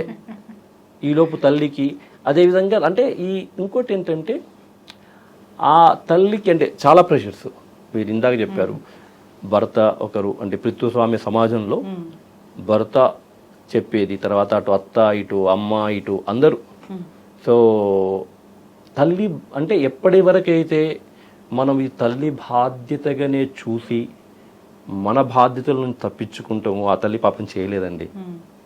ఆ తల్లికి అన్ని రకాలుగా తోడ్పాటు, ఆ ఏర్పాట్లు ఆమె చెప్పాలి. ఇంకొక ముఖ్యమైన విషయం ఏంటంటే మీరు ఇందాక అడిగారు డాక్టర్ గారిని పాలు రావడానికి ఎలా అనేది. అంటే ఏమైనా పథ్యాలు ఉన్నాయా, ఏదన్నా ఫెట్ బెస్ట్ అలా ఏం లేదు. పరిపూర్ణమైనటువంటి పోషకాహారం, హెల్దీ డైట్ అంతే. 2 నుంచి 3 లీటర్ల ద్రవ పదార్థాలు, కొంత విశ్రాంతి అంటే రెస్ట్ కావాలా, ఎక్కువ ఆలోచన చేయొద్దు. సో ఎప్పుడైతే నువ్వు ఎక్కువ మదన పడతావో, ఎక్కువైతే ఆలోచన చేస్తావో ఇండైరెక్ట్గా హార్మోన్స్ ఎఫెక్ట్. అంటే డాక్టర్ ప్రత్యూష గారు ఇంకొక ముఖ్యమైన విషయం చెప్పారు. పెయిన్ ఏమైందంటే it's a protective mechanism for the mother. The moment pain రాగానే ఆ బ్రెస్ట్కి సిగ్నల్ నుంచి సిగ్నల్ పోతుంది, oh something is wrong, stop production. Because ఎందుకంటే మిల్క్ ఎక్కువ అయిపోతే తల్లికి ఇబ్బంది అవుద్ది. సో అందుకే సాధారణంగా ఇచ్చేటువంటి తల్లి పాలల్లో తల్లికి నొప్పి కలగకూడదు. నొప్పి కలిగింది అంటే కొంచెం పుల్లింగ్ సెన్సేషన్ ఉంటుంది. నొప్పి కలిగిందంటే సంథింగ్ ఈజ్ నాట్ రైట్. అంటే బిడ్డ సరిగా లాగలేకపోతున్నాడు, లేకపోతే ఆ ల్యాచింగ్ సరిగా లేదు, తల్లి ఇచ్చేటువంటి పొజిషన్ సరిగా లేదు, అది కనిపెట్టాలి. అది ముందస్తుగానే కనుక్కుంటే ఆ తర్వాత పెద్ద ప్రాబ్లం కాదు. లేదంటే పాపం ఆ తల్లికి సోర్ నిప్పులు వచ్చి బ్రెస్ట్ యాప్స్ వచ్చిన సందర్భాలు కూడా ఉంటాయి. ఎస్, అంటే బిడ్డకి తల్లి పాలిచ్చే టైం అనేది ఒక 4 hours బిఫోర్ ఇచ్చారు, 4 hours తర్వాత ఇవ్వాలన్నప్పుడు ఏదైనా అంటే ఫస్ట్ మిల్క్ అనేది ఇవ్వచ్చా లేదా ఏమైనా ఉంటుందా? అంటే ఆ కంప్లీట్ సైకిల్ చేయడం ముందు పై పాలే తాగితే పై పాలల్లో మొత్తం పోషక విలువలు ఉండదు. అంటే వాటర్ కంటెంట్ కూడా, ఫ్యాట్ కూడా, తర్వాత అన్నీ కూడా మారుతుంటుంది. అంటే ఒక ఆ ఎంటీనెస్ చేయడమే తలమైన పని. నువ్వు ప్రతిసారి 2 బ్రెస్ట్లు ఇవ్వాల్సిన అవసరం లేదు. ఒకసారి or you can do, it's up to you. But ఇక్కడ ఒక 5 నిమిషాలు, అక్కడ 5 నిమిషాలు చెప్తే అప్పుడు ఏంటంటే ఓన్లీ 4 మిల్కే వస్తుంది. పోషక విలువల్లో తేడా వస్తుంది. అంటే టైం అనేది గ్యాప్ అనేది ఎక్కువ తీసుకుంటే మళ్ళీ ఏమైనా ప్రిపేర్ అయ్యి ఇవ్వాల్సి ఉంటుందా అలాగా? ప్రిపరేషన్ అంటూ ఏం లేదండి. మామూలుగా అంటే every 3 hours or on demand feeding ఇవ్వచ్చు. కాకపోతే కంప్లీట్గా బ్రెస్ట్ ఎంటీ అవ్వాలి. ఒకసారి ఏంటంటే కొన్నిసార్లు మామూలుగా ల్యాచ్ చేస్తూ బిడ్డ నిద్రపోతుంది.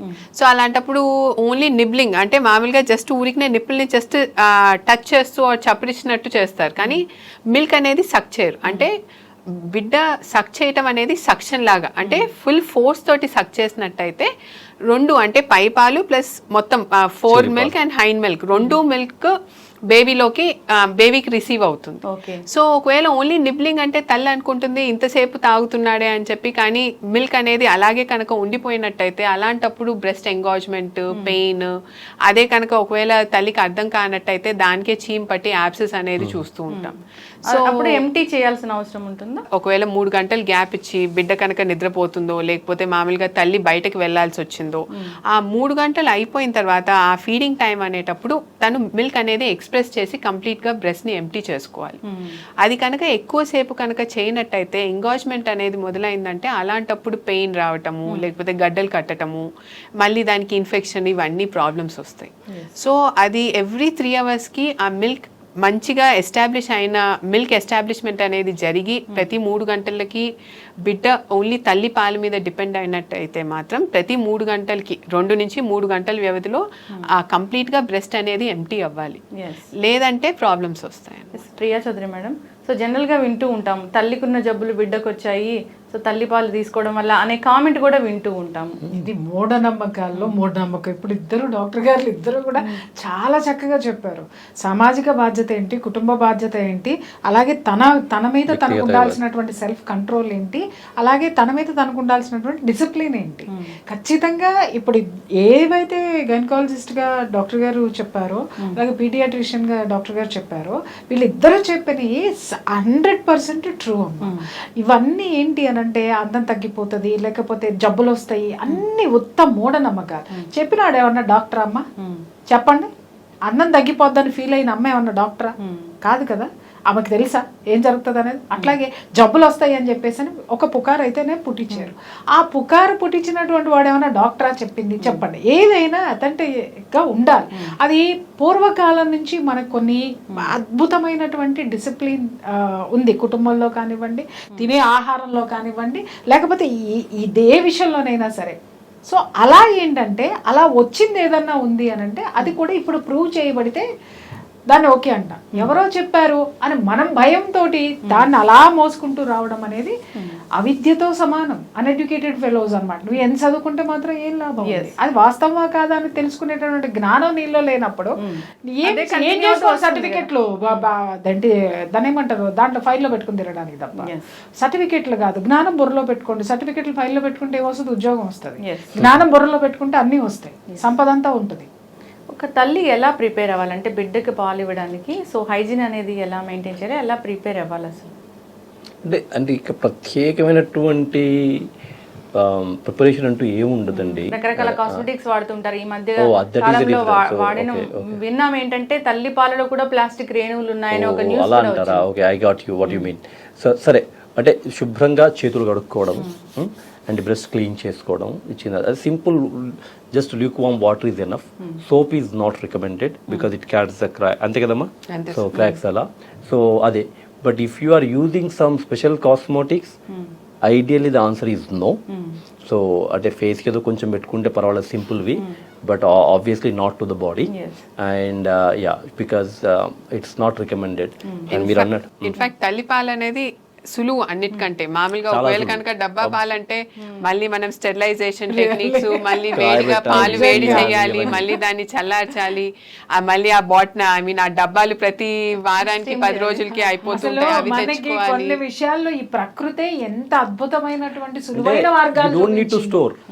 స్వచ్ఛమైనవి, చీప్, నువ్వేం ఎప్పుడంటే అప్పుడు రెడీగా ఉంటాయి. అండ్ యూ డోంట్ హ్యావ్ ఈ జంజాటం ఏమీ లేదు.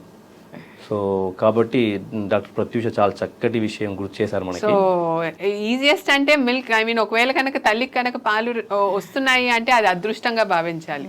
ఎందుకంటే ఎన్నో ఇవన్నీ సో ఇవన్నీ మామూలుగా దాన్ని వేడి నీళ్లు కాంచుకోవటం, దాన్ని చల్లార్చడం, మళ్ళీ దాన్ని శుభ్రపరచుకోవటం, అవన్నీ చేసినా బిడ్డకి ఎక్కువ లాభం ఉందా దాని వల్ల అంటే నష్టం ఎక్కువ. నష్టమే. ఇమ్యూనిటీ కోల్పోతారు. ఒబేసిటీ అంటే మామూలుగా ఎక్కువ డబ్బా పాలు కనుక మనం ఇస్తే బాగానే తాగుతున్నారు అనుకుంటారు, కానీ దానివల్ల weight put on which is not good. So obesity అనేది పిల్లల్లో ఎక్కువ చూస్తుంటాం. అంటే డబ్బా పాలు తాగిన పిల్లల్లో ఒబేసిటీ అనేది చాలా ఎక్కువగా చూస్తూ ఉంటాం. ఫ్యూచర్ అలర్జీస్ కూడా అటువంటి బిడ్డలకి ఎక్కువ ఉంటాయి. ఇప్పుడు తల్లి పాలు తాగిన బిడ్డలకి తల్లి ఏదైతే డిసీజ్ నుంచి సర్వైవ్ అయిందో ఆ యాంటీబాడీస్ ఉంటాయి, అవి బిడ్డలకు వస్తాయి అని చెప్తూ ఉంటారు. అది కొంతవరకు వాస్తవం, అన్ని విషయాల్లో కాదు. కొంతవరకు తల్లి అంటే ఇక్కడ అంటే ఇందాక మనం అనుకున్నాం, అంటే తల్లి పాల ద్వారా బిడ్డకి ఇమ్యునోగ్లోబులిన్స్ అంటే కొన్ని బట్ ఏమవుతుందంటే ఆ తల్లి ఇచ్చినటువంటి ఆ యాంటీబాడీస్, ఇమ్యునోగ్లోబులిన్స్ ఒక 3 నుంచి 6 నెలల్లో వెళ్ళిపోతాయండి. అది ఎందుకు అంటే చూడండి, ప్రకృతి ఎంత గొప్పది. అంటే ఆ పుట్టిన బిడ్డ బయటికి రాగానే రకరకాల బ్యాక్టీరియాలకి ఎక్స్పోజ్ అవుతుంది. తన బిడ్డ తనంతట తానుగా ఆ రక్షక ప్రోటీన్లు తయారు చేసుకునేంత వరకు ఈ తల్లి బిడ్డకి ఇచ్చేటువంటి నిల్వ అది ఆ స్టోర్ అన్నట్టు. బట్ ఆ తర్వాత ఉండవండి, ఆ తర్వాత పోతాయి. The quality of breast milk also, because after 6 months తల్లిపాలు సరిపోవు. ద పోషక అంటే బిడ్డకయ్యేటువంటి పోషక నీడ్ మారుతుంది, ఆ అవసరం మారుతుంది. కాబట్టి తల్లిపాలు క్రమేపీ క్వాలిటీలో తగ్గుతూ ఉంటుంది, క్వాంటిటీలో తగ్గుతూ ఉంటుంది. అప్పుడు ఘన పదార్థాలు మొదలవుతాయి మొదటి 6 నెలలు. సో కాబట్టి ఆ మొదటి 6 నెలల తర్వాత, కాబట్టి ఆ తర్వాత అందుకే ఆలోపు బిడ్డ తనకు కావాల్సినవన్నీ మెల్లమెల్లగా ఆ యాంటీబాడీస్ తయారు చేసుకుంటూ ఉంటుంటాడు. సో అన్ని విషయాల్లో తల్లికి వచ్చినటువంటి అన్ని వ్యాధుల నుంచి బిడ్డకి సంరక్షణ ఇస్తున్నది అబ్సల్యూట్ కరెక్ట్ కాదు, కొంతవరకు నిజం. ఖచ్చితంగా. డాక్టర్ గారు, అయితే జనరల్గా ఈ తల్లిపాలు అనేది చాలా మందికి ఎక్కువగా ఉండదు, ప్రొడక్షన్ అనేది ఎక్కువగా ఉండదు. దానికోసం ప్రత్యేకమైన డాక్టర్స్ కూడా వచ్చారు. ఎందుకు ఈ సిచ్యువేషన్ ఇప్పుడు ఈ మధ్య కాలంలో ఇంత పెరిగిపోయింది? అంటే అవేర్నెస్ అనేది ఫస్ట్ ఆఫ్ ఆల్ ఎడ్యుకేషన్ అనేది చాలా ఇంపార్టెంట్. సో మామూలుగా యాంటీనేటల్ విజిట్స్ అంటే ఒకసారి తను ప్రెగ్నెంట్ అని చెప్పి తను గైనకాలజిస్ట్ని కన్సల్ట్ చేసి యాంటీనేటల్ విజిట్ స్టార్ట్ చేసినప్పటి నుంచి బ్రెస్ట్ ఫీడింగ్ మీద కూడా ఎడ్యుకేషన్ అనేది మనం చేయాలి. సో అలాగే బ్రెస్ట్ ఎగ్జామినేషన్ అనేది కూడా చేయాల్సి ఉంటుంది. కొంతమందికి నిప్పుల్స్ అనేవి కూడా నిప్పుల్ ఇన్వర్షన్ అంటే మామూలుగా నిప్పుల్ ఫార్మేషన్ అనేది సరిగ్గా ఉండదు. ఇన్వర్టెడ్ నిప్పుల్స్ అని చూస్తాం, క్రాక్ నిప్పుల్స్ అని చూస్తాం.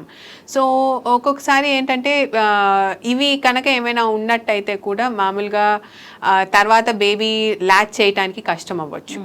ఒక్కొక్కసారి మామూలుగా ఇంకేమైనా బ్రెస్ట్ ప్రాబ్లమ్స్ ఏమైనా ఉన్నాయా అనేది కూడా తను డాక్టర్ తోటి డిస్కస్ చేయాల్సి ఉంటుంది. సో ఇప్పుడు ఇలాంటి ప్రాబ్లమ్స్ ఉన్న వాళ్ళకి ఎక్కువగా వేరే లాక్టేషన్ కన్సల్టెంట్ అని చెప్పి ఇప్పుడు కొత్తగా మామూలుగా కార్పొరేట్ హాస్పిటల్స్లో అలాగా మామూలుగా ఉన్నారు.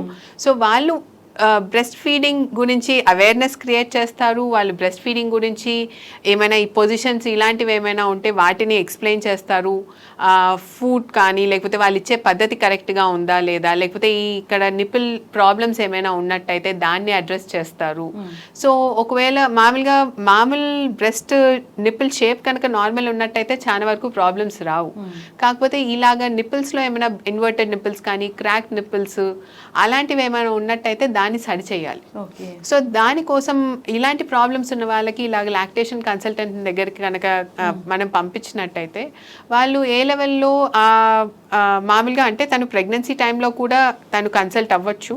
సో దట్ అప్పటి నుంచే తను ఏమైనా మామూలుగా నిపుల్ ఫార్మర్స్ అని ఉంటాయి, మామూలుగా ఏమైనా కొంచెం తేడా ఉన్నట్టయితే మనం కొంచెం వరకు కరెక్ట్ చేసుకోవచ్చు. అన్ని ఒక్కొక్కసారి కరెక్ట్ అవ్వకపోవచ్చు, కానీ నిపుల్ షీల్డ్ అంటే డెలివరీ అయిన తర్వాత కూడా ఒకవేళ కనుక తను ఇన్వర్టెడ్ నిపుల్ క్రాక్ నిపుల్స్ ఉన్నట్టయితే తల్లి మళ్ళీ బేబీ ల్యాచింగ్ అనేది సరిగా చేయలేరు. దానివల్ల కూడా మిల్క్ ప్రొడక్షన్ అనేది తక్కువ అవ్వచ్చు. సహజంగా అయితే అందరి తల్లుల్లో మిల్క్ ప్రొడక్షన్ అనేది ఉంటుంది కానీ అందరిలో అడిక్వేట్గా ఉంటుందా అనేది మళ్ళీ ఒక క్వశ్చన్ మార్క్. అంటే అది ఎందువల్ల తగ్గుతుంది అనేది కొంచెం హార్మోనల్ చేంజెస్ ఉండొచ్చు. సో ప్రతి ఒక్కరికి కొంతమందికి వద్దు అన్నా కూడా ఎక్సెసివ్ ప్రొడక్షన్ అనేది ఉంటుంది, కొంతమందిలో ప్రొడక్షన్ అనేది జరగదు. సో అది కొంచెం వరకు హార్మోన్ల లోపము, దానికి మనం కంప్లీట్గా రెక్టిఫై చేయలేము. అంటే కొంచెం వరకు ఆహారము, ఈ స్ట్రెస్ ఇవన్నీ ఏదైతే మనం మాట్లాడామో అవన్నీ కరెక్ట్ చేస్తే కొంచెం డెఫినెట్గా ఇంప్రూవ్మెంట్ అనేది ఉంటుంది. కానీ ఒక్కొక్కసారి హార్మోన్స్ లోపం వల్ల మనకి కంప్లీట్గా ప్రొడక్షన్ అనేది అవ్వకపోవచ్చు. ప్లస్ ఇలాగా స్ట్రక్చరల్ ప్రాబ్లమ్స్ ఏమైనా ఉన్నట్టయితే దాన్ని కూడా అడ్రస్ చేసినట్టయితే కొంచెం వరకు ఇంప్రూవ్మెంట్ అనేది జరుగుతుంది. మేడం, సో బాలింతలకి ఆహారం అని ఒక ప్రత్యేకమైన ఆహారం పెడతారు. ఇలా వెల్లుల్లిపాయలు తీసుకోవడం, మెంతులు తీసుకోవడం, ఇలాంటివి ఈ న్యాచురల్ వాటి గురించి ఏం చెప్తారు? అది మంచి పద్ధతి. ఎందుకంటే మన పెద్దవాళ్ళు కొన్ని ఇప్పుడు చాలా మంది డైటీషియన్స్ వచ్చేసారు. అది అనాథరైజ్డ్ డైటీషియన్స్ అందరూ పుట్టుకుని వచ్చి పిచ్చి పిచ్చి డైట్లు అన్నీ చెప్తున్నారు. నేను చెప్తాను అసలు నీ కరెక్ట్ డైటీషియన్ ఎవరు అంటే నీ మదర్. ఎందుకంటే చిన్నప్పటి నుంచి నువ్వు ఏం తిన్నావో, నీకు ఏది పడదో, నీకు ఏది ఇష్టమో, ఏది తింటే నువ్వు బాగున్నావో, లేకపోతే ఏది తింటే నీకు పడలేదో ఆవిడకి మించినటువంటి డైటీషియన్, ఆవిడకి మించినటువంటి డాక్టర్ ఉంటారు. ఇంకొకటి, నీ డిఎన్ఏలో ఆల్రెడీ నువ్వు నీ పూర్వీకులు ఏం తిన్నారో ఆల్రెడీ అది నీ డిఎన్ఏలో రికార్డు రిజిస్టర్ అయిపోయి ఉంది. ఆహారం మాత్రమే తీసుకోవాలి. చిన్నప్పుడు నువ్వు చక్కగా ఉన్నావు, ఇప్పుడు ఎందుకు లావ్ అయిపోయావు అంటే ఒకసారి వెనక్కి వెళ్ళి చూడండి. అప్పటి వరకు నువ్వు అమ్మ నీ ఆరోగ్యానికి ఏది అవసరమో అది పెట్టినంత వరకు, అది ఇంటి ఫుడ్ తిన్నంత వరకు నీ బాడీ నువ్వు చక్కగా ఉంది. ఇవాళ పెంచేసావంటే అనవసరంగా ఏమేమి వేసావో అవన్నీ కట్ చేసుకుంటూ వచ్చే చాలు, హ్యాపీగా నీ బాడీ షేప్ నీకు వచ్చేస్తుంది. అలాగే కొంతమంది పెద్దవాళ్ళు కూడా కొంతమంది చక్కగా చెప్తారు పచ్చిం పెట్టడం అంటే ఏదైనా రోగం వచ్చిందంటే వంటిల్లే వైద్యశాల, వంటింటినే వాళ్ళు వైద్యశాల కింద మార్చేసేసి చిట్కాలతోటి చాలా వరకు క్లియర్ చేసినటువంటివన్నీ ఉన్నాయి. ఈ రోజు ఏంటంటే అలా చెప్పేవాళ్ళు లేక ఇవాళ మనం డాక్టర్స్ ఉన్నారు, ఇప్పుడు మనకు సపోర్ట్ చేయడానికి వాళ్ళ ప్లేస్లో ఉన్నారు.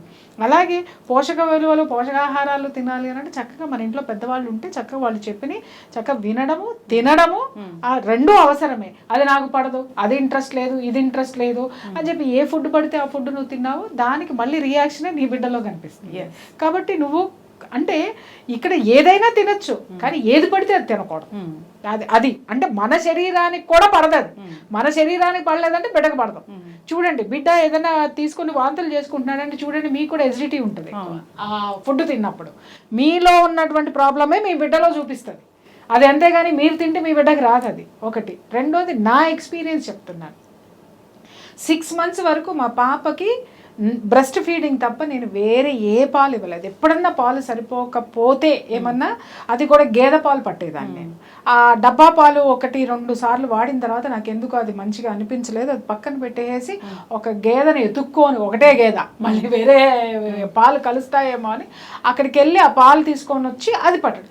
6 months వరకు బ్రెస్ట్ ఫీడింగ్ తప్ప నేను ఏది ఇవ్వలేదు, ఏ ఘన పదార్థాలు ఏమి ఇవ్వలేదు. 6 months వరకు చాలా మంది పిల్లలు వ్యాక్సిన్కి తీసుకెళ్ళేదాన్ని మా పాపని. మిగిలిన పిల్లలందరూ వచ్చారు సీజనల్గా, దగ్గులండి, జలుబులండి, తుమ్ములండి, ఇదే పాప ఏజ్. వీళ్ళకి ఎందుకు వస్తున్నాయి అని అంటే అక్కడ ఉన్నటువంటి వాళ్ళు ఎవ్వరూ కూడా, నేను అడిగేదాన్ని ఎందుకంటే నాకు జ్ఞానం ఉంది కదా, ఏంటమ్మా ఫీడింగ్ ఇస్తున్నారా, ఇది ఇస్తున్నారా అని అంటే ఎవ్వరు కూడా సరిగ్గా ఫీడింగ్ ఇచ్చేవాళ్ళు ఎవరు ఉండేవాళ్ళు కాదు పిల్లలకి. ఎందుకంటే ఉద్యోగానికి వెళ్తుందండి, కుదరట్లేదండి, జాబ్కి వెళ్ళిపోతుందండి, పాలు పడుతున్నామండి, ఆ పాలు పడుతున్నామండి. నా ఎక్స్పీరియన్స్, నా పాప హ్యాపీగా ఉండేది. అలాగే ఆ 6 months తర్వాత ఏదో సెర్లాక్ పెట్టమన్నారు, అది పెట్టేదాన్ని. దానికి కూడా ఏదో మా రాగి జావలు అలాంటివన్నీ కూడా హెల్దీగా మా అమ్మమ్మ కొంచెం ప్రెడిక్ట్ చేశారు. ఐ మీన్ ఆవిడ రికమెండ్ చేసి పెట్టుకుంటూ వచ్చా. మా పాపకి 4 years వచ్చేంత వరకు జలుబు కానీ జ్వరం కానీ నేను అరగను, నేను అసలు హాస్పిటల్ తీసుకెళ్ళలేదండి. 4 years తర్వాత స్కూల్లో జాయిన్ చేసిన తర్వాత పక్క పిల్లల నుంచి ఆవిడ కొంచెం రావడం అలా అలా వచ్చింది తప్ప, నేనే నా ఇంట్లో ఎక్స్పీరియన్స్ నేను చెప్తున్నా. నేను అది చూశాను కాబట్టి అందరికీ చెప్తా, బ్రెస్ట్ ఫీడింగ్ ఇవ్వండి అమ్మా. అంతకు మించి మన పిల్లలకి ఆస్తులు ఇచ్చినా కూడా ఆరోగ్యం ఇవ్వకపోతే కరిగిపోతాయి. నువ్వు ఆరోగ్యాన్ని వాడు ఎన్ని వేల కోట్లైనా సంపాదిస్తాడు. ఇది మనం ఒక తల్లిగా మన బాధ్యత. అలాగే ఆ తల్లిని కాపాడుకోవాల్సిన బాధ్యత కూడా కుటుంబానికి, సమాజానికి. సో డాక్టర్ గారు మీరు చాలా చక్కగా చెప్పారు. మీరు సాంగ్స్ కూడా రాశారు తల్లిపాల మీద అని అన్నారు. సో ఖచ్చితంగా అవి ప్లే చేద్దాము.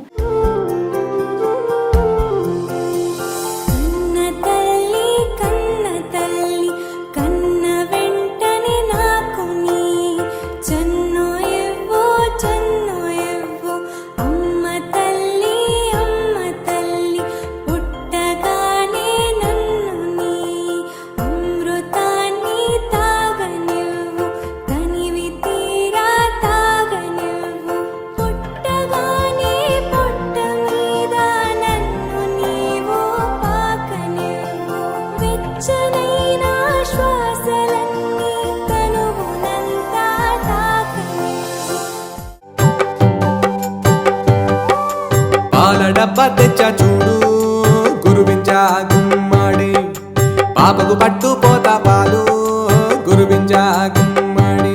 పోతా పాలు పట్టేది లేదు గురువించా గుమ్మడి, మాట వరుసకైనా అనుకో నీవు గురువించా గుమ్మడి. డబ్బా పాలు పట్టి చూడు గురువించా గుమ్మడి, బిడ్డ బరువు బాగా పెరుగు గురువించా గుమ్మడి.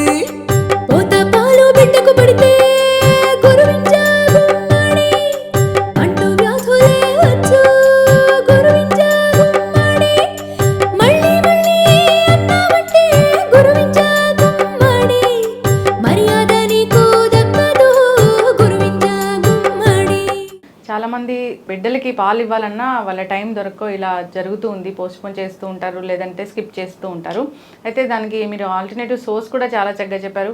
బ్రెస్ట్ పంప్స్ ద్వారా మనం మిల్క్ తీసి దాన్ని స్టోర్ చేయొచ్చు అని. సో అయితే 1 day వరకు అది అలా ఉంటుందా ఫ్రిడ్జ్ లో 24 hours? చాలా మంచి కాకపోతే దాంట్లో ఏమి you should not keep any wet meat అటువంటి పెట్టకూడదు. అంటే ఇట్ షుడ్ బి అంటే నీట్గా ఉండాలి ఫ్రిడ్జ్, కంటామినేట్ కాకుండా చూసుకోవాలి. ఎస్పెషల్లీ మీట్, ఎగ్స్, రా ఎగ్స్ అవి పెట్టకూడదు. అంటే కూరగాయల మార్కెట్ లో ఉన్న కూరగాయలన్నీ మన ఫ్రిడ్జ్ అంటే ఇప్పుడు మార్కెట్ లో ఉన్న కూరగాయల్లో కాకుండా చక్కగా ఒక మంచి నీట్ గా ఉన్న ఫ్రిడ్జ్, ఓన్లీ పాలు ఇలాంటివి మాత్రమే ప్రిజర్వ్ ఎస్ ఖచ్చితంగా డాక్టర్ గారు. సో పిల్లలకి రకరకాల ఇష్యూస్ అనేవి వస్తుంటాయి. జాండీస్ అనేది మనం కామన్గా చూస్తూ ఉంటాము. సో తల్లిపాలు ఇస్తే కానీ అలాంటి ప్రాబ్లమ్స్ అనేవి రాకుండా ఉంటాయా? జనరల్గా ఈ ఫార్ములా మిల్క్ వల్ల ఇలాంటి చూస్తూ అమ్మ అది ఏమైనా లివర్ మీద ఇష్యూ చూపించి అలా వస్తుందా? పుట్టిన ప్రతి శిశువుకి జాండీస్ వస్తుందండి. 90-95% తల్లిపాలైనా డబ్బా పాలైనా అది సహజం. ఎందుకు అలా జరుగుతుందంటే తల్లి కడుపులో ఉన్నప్పుడు బిడ్డకి ఎక్కువ రక్త కణాలు కావాలి. పుట్టిన తర్వాత అన్ని అవసరం లేదు. సో అవి బ్రేక్ అయిపోతాయి. ఆ బ్రేక్ అయిపోయిన వచ్చే క్రమంలో వచ్చేటువంటి కలరు పదార్థమే జాండీస్. అది కళ్ళల్లో స్కిన్ మీద డిస్కలరేట్ చేస్తుంది. మొదటి 4 నుంచి 7 రోజుల వరకు పెరిగి దానంతర తానే 2 నుంచి 3 వారాల్లో తగ్గిపోతుంది. ఉండాల్సిన దానికంటే ఎక్కువగా ఉన్నప్పుడే దానికి ట్రీట్మెంట్ అవసరమవుతుంది. కాబట్టి జాండీస్ రావడం అనేది సహజము. జాండీస్ చాలాసార్లు తనంతట తాను తగ్గిపోతుంది. జాండీస్ కానీ తల్లి భోజనానికి కానీ తల్లి పాల ద్వారా కానీ ఏమి ఇబ్బంది లేదు. ఇన్ఫ్యాక్ట్ మంచిగా పాలు పడితే జాండీస్ తొందరగా తగ్గుద్ది. ఒకవేళ తల్లి పాలు సరిగా బిడ్డకి చేరకపోతే బిడ్డ యొక్క పొట్టలోనే ఆ జాండీస్ అనేది ఆ మోషన్ సరిగా వెళ్ళకపోతే దాంట్లోనే రిపీట్ అవుతుంటుంది, బ్లడ్లో సర్క్యులేట్ అవుతూ ఉంటుంది. సో జాండీస్కి తల్లిపాలకి సంబంధం లేదు. తల్లిపాలు చక్కగా ఇవ్వడం ద్వారా జాండీస్ తొందరగా మెరుగుపడుతుంది. పుట్టిన ప్రతి శిశువుకి జాండీస్ రావడం సహజం. ఫైనల్గా ఈ డిస్కషన్ అంతా తల్లిపాల గురించి ఏం చెప్తారు డాక్టర్ గారు? ఫైనల్గా ఒక మెసేజ్ అంటే సమాజానికి ఏమి ఇస్తారు? అమ్మ పాలు అమృతంతో సమానం. ఆ అమ్మ ఆ పని చేయాలంటే ఆమె కాదు, మనమందరం ఆమె తోడు ఉండాలి. ఖచ్చితంగా మ్యామ్. రియల్లీ సార్ చెప్పిందే నిజం చెప్తున్నాను. ఒక మంచి పౌరుడు బయటికి రావాలి, ఈ సమాజంలో ఎదగాలి అని అంటే తల్లి పాలు ఎంత సంరక్షణ ఇస్తుందో సమాజము కుటుంబం కూడా అంతే సంరక్షణ వాళ్ళిద్దరికీ ఇవ్వాలి. అప్పుడు మాత్రమే మనం మంచి సమాజాన్ని నిర్మించగలుగుతాం, మంచి పౌరుల్ని తయారు చేయగలుగుతాం. సో ఆ బ్రెస్ట్ ఫీడింగ్ తల్లి ఇవ్వాలి అంటే తనకి సపోర్ట్ అనేది చాలా ఇంపార్టెంట్. సో ఆ సపోర్ట్ అనేది మన చుట్టుపక్కల వాళ్ళు ప్లస్ సమాజం కనుక కల్పించినట్టయితే తను ఎటువంటి ఆటంకాలు లేకుండా బ్రెస్ట్ ఫీడింగ్ అనేది తను కొనసాగించగలుగుతుంది. చాలా చక్కటి ఇన్ఫర్మేషన్ మ్యామ్. సో అందరు కూడా అవగాహన తెచ్చుకోవాలి దీని గురించి. ప్రతి ఒక్కరు కూడా ఆలోచించాలని కోరుకుందాం. తల్లి ఆరోగ్యంగా ఉండాలి, బిడ్డ ఆరోగ్యంగా ఉండాలి, తల్లి పాలు బిడ్డకి చేరేలాగా చేయాలి. అది మనందరి బాధ్యత కూడా. సో ఈ మెసేజ్ అన్ని వెళ్ళాలని కోరుకుందాం. ధన్యవాదాలు డాక్టర్ గారు. ధన్యవాదాలు. Thank you.